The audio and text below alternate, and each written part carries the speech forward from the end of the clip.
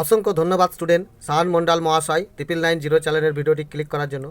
Student, এখন আমি তোমাদের ক্লাস 8-এর স্বাস্থ্য ও শারীর শিক্ষা বইয়ের দেখো 2026 সালের সেকেন্ড ইউনিট টেস্টের যে প্রশ্নপত্রটি এসেছিল, দেখো 25 নম্বরের কোন স্কুল? খলিশানি জাতীয় বিদ্যাপীঠ হাই স্কুল। ওকে, তো দেখো এই প্রশ্নের উত্তরগুলো কী কী একবার দেখে নাও। সঠিক উত্তরটি নির্বাচন করতে বলছে। ভিডিও শুরু করার আগে তোমাদের রিকোয়েস্ট, ভিডিও ভালো লাগলে অবশ্যই একটা লাইক করে দিও। তো দেখো একটা বলছে, কোন সাপের কামড়ের জায়গায় মাংস চামড়া ঝুলে পড়ে ও দুর্গন্ধ ছড়ায়? এটা দেখো চন্দ্রবোড়া সাপ কামড়ালে এই অবস্থাটা হয়। 2 নম্বর বলছে, কোন প্রজাতির স্ত্রী সাপ ডিম না পেড়ে বাচ্চা প্রসব করে? দেখো এই চন্দ্রবোড়া সাপ, ওকে, আর মেটুলে সাপ, এরা হচ্ছে ডিম না পেড়ে বাচ্চা প্রসব করে। ওকে, 3টা বলছে, দেখো পশ্চিমবঙ্গ সরকারের বিষ চিকিৎসা বিষয়ক টোল ফ্রি নম্বর, দেখো এই প্রথমেরটা 180034500033, অর্থাৎ লাস্টে যেটা 33 আছে সেটাই। 4টা বলছে, দেখো সাপের বিষের নিউরোটক্সিন উপাদানটি মানুষের দেহে কি ক্ষতি করে?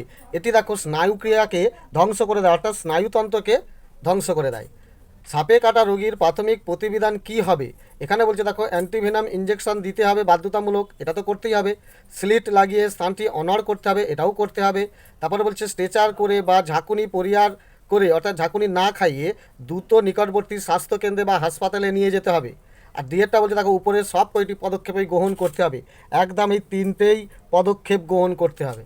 ওকে, 6টা বলছে, একটি ক্ষীণ বিষধর সাপের নাম কি?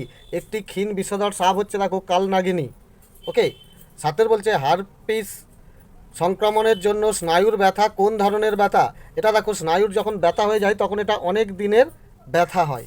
ওকে, চেন সাপ, কোন সাপকে চেন ভাইপার বলা হয়? এটা দেখো চন্দ্রবোড়া সাপকে চেন ভাইপার বলা হয়। 9টা বলছে, গুরুতর অসুস্থ ক্যান্সারের রুগীকে তার জীবনের শেষ 6 মাস আশ্রমিক প্রাথমিক পরিবেশের যে চিকিৎসা দেওয়া হয় তাকে কি বলে? অর্থাৎ বাড়িতে নিয়ে এসে একটা আশ্রমের মতো তাকে সেবা শুশ্রূষা করা হয়, সেই রুগীর যাতে মনটা শান্তি পায়, সেই চিকিৎসাকে কি বলা হয়? দেখো দেখো সেই চিকিৎসাকে বলা হয় হসপিসের যত্ন। ওকে, 10টা বলছে, কোনো অজ্ঞান মানুষটির হৃদযন্ত্রের কাজ পুনরায় চালু করবার জন্য মিনিটে কতবার কার্ডিয়াক ম্যাসাজ করতে হবে? এটা দেখো বিভিন্ন বইয়ে বিভিন্ন রকমের উত্তর আছে। কোনো বই আছে মিনিটে 30 বার, কিন্তু ডাক্তারি পরামর্শ অনুসারে এবং অন্যান্য ডাক্তারি বইয়ে আছে মিনিটে 100 থেকে 120 বার। অবশ্যই এটা রাইট করবে, আর এটা দেখেও তোমাদের বইয়ে যদি এটা থাকে তো এটা করবে, কিন্তু 100 থেকে 120 বার তোমাদের হৃদযন্ত্রটাকে পুনরায় কাজ করার জন্য চাপ দিতে হবে। ওকে, 11 বলছে, সাপের খাবার নয় অবশ্যই মানুষ। ক্লিয়ার? ভারতবর্ষে প্রতি বছর সাপের কামড়ে কত মানুষ মারা যায়? 30,000 মানুষ মারা যায়। এরপরে দেখো ডান দিক বাদিক কী দিয়েছে, দেখো এটা তোমাকে মিলাতে বলেছে 4টি। কেউটে সাপের দেখো নিউরোটক্সিন প্রকৃতির বিষ থাকে, এইটা হবে। ওকে, কেউটে সাপ দেখা যায় কোথায়?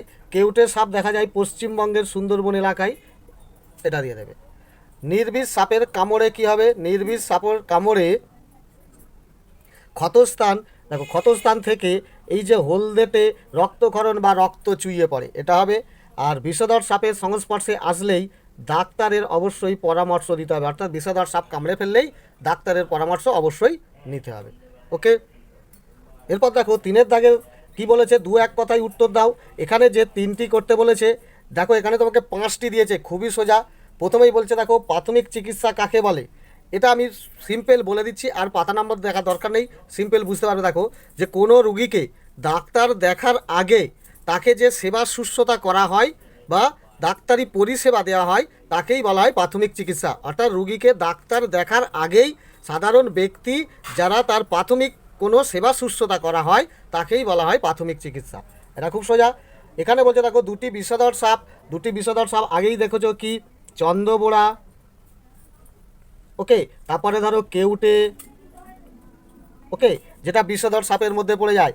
আর নির্বিষ সাপের মধ্যে পড়ে যায় দেখো জলঢোড়া, ওকে, আর মেটুলে। ওকে, এই মেটুলে সাপ, এই দুটো হচ্ছে নির্বিষ সাপ, আর এই দুটো হচ্ছে বিষধর সাপ। ক্লিয়ার? 3-এরটা বলছে, দেখো সেটা বিষধর সাপের কামড়ের লক্ষণগুলি লেখো। 4টি বলেছে, দেখো খুব সোজা। 1 নম্বর হচ্ছে দুটি দাঁতের বিশাল ক্ষত দাগ থাকবে। 2 নম্বর হচ্ছে কামড়ের জায়গা থেকে রক্ত চিয়ে পড়বে। 2 নম্বর, ওকে। 3 নম্বর হচ্ছে ব্যথা অনুভব হবে, যেখানে কামড়েছে সেখানে যন্ত্রণা বা ব্যথা অনুভব হবে। 4 নম্বর, কামড়ের ঘণ্টাখানেক পর থেকেই গা টলবে, ওকে, অর্থাৎ তোমার একটা মাথা ঝিমঝিম করবে আর গায়ে টলুনি ভাব আসবে। তাহলে এই 4খানা তুমি লক্ষণ দিয়ে দেবে।